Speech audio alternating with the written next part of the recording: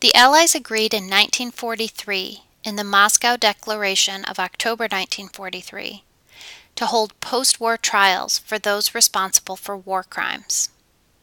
Major war criminals would face trial before an international military tribunal. Meeting in Nuremberg, the IMT brought 24 top German leaders to trial for 1. Crimes against the peace, wars of aggression like the invasion of Poland, 2. Crimes against humanity, like the extermination of the Jews, 3. War crimes, violations of the rules of war, like the murder of Czech, French, and Italian civilians or killing POWs, for example, the murder of Russian POWs, and the uniquely American edition, conspiracy to commit the previous crimes. The 4 powers and 19 other nations supported the trials. The Nuremberg trials ran from November 1945 to October 1946. President Truman appointed Supreme Court Justice Robert Jackson as chief counsel to coordinate the trials of the top Nazi and German leaders. There were 4 prosecution teams, including the 4 major Allied powers. The Allied powers expressed concerns that the remnants of the SS might try to free the prisoners, and the German public appeared uninterested in the proceedings.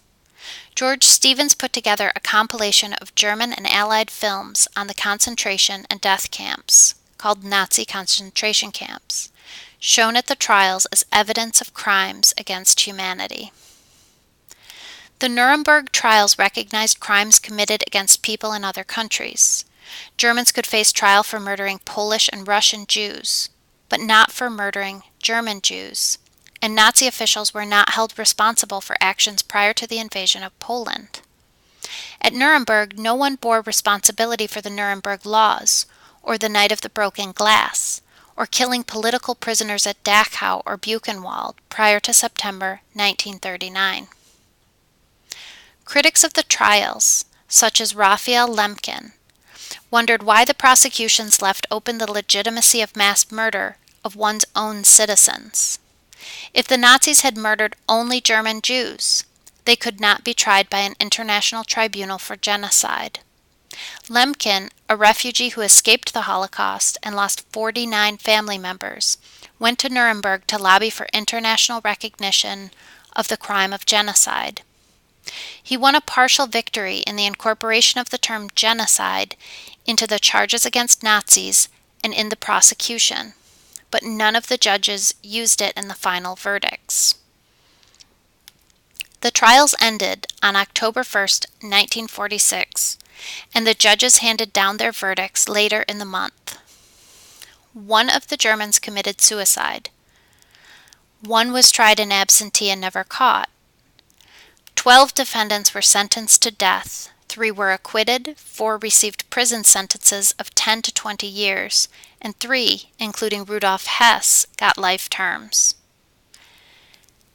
Afterwards, 185 other top German officials, including field marshals, cabinet ministers, and high administrators, were tried in a series of trials from 1946 to 1949. 35 were acquitted, 25 got death sentences, 20 life imprisonment, and the rest lesser sentences. Initially, the United States appeared more interested in trying Germans for war crimes than the other Allies. But by 1950, the Cold War cooled American interests in further prosecutions, as the United States wanted Germany as an ally against the USSR, as suggested by historian Tom Bauer in his work, The Pledge Betrayed. Meanwhile, on the other side of the world, the often forgotten Tokyo war crimes trials were held from May 3, 1946 to November 4, 1948. The United States, Great Britain, USSR, France, China, Canada, Australia, New Zealand, India, Netherlands, and Philippines participated in the trials. For Americans, the major concern expressed centered on Japanese treatment of American POWs. The death rate for Americans in German custody during the war was 4%, and under Japanese custody it rose to 27%. As a consequence, the United States was especially interested in the charge of war crimes, the Bataan Death March, and crimes against the peace, Pearl Harbor. The trials also included prosecuting the Japanese for the wanton rape, torture, and murder of civilians in China and the Philippines. The Americans and British agreed not to prosecute Emperor Hirohito and hold him responsible for any crimes committed by the Japanese military and civilian leadership. Of the 28 Class A defendants tried in Tokyo, 8 received death sentences, 16 life imprisonment, and 2 lesser sentences. These trials established the precedent of holding governments responsible for crimes committed during warfare and became the later legal basis for international trials for crimes committed in Yugoslavia, Cambodia, and Rwanda, although the prosecutions would expand to crimes committed within a nation, as Raphael Lemkin wanted to be raised at Nuremberg. The trials that started in the 1990s modeled themselves after the precedents established at Nuremberg. The trials at Nuremberg became the first publicly acknowledged and documented history of the Holocaust, although it has not stopped anti-Semites and extremist European politicians from denying the Holocaust.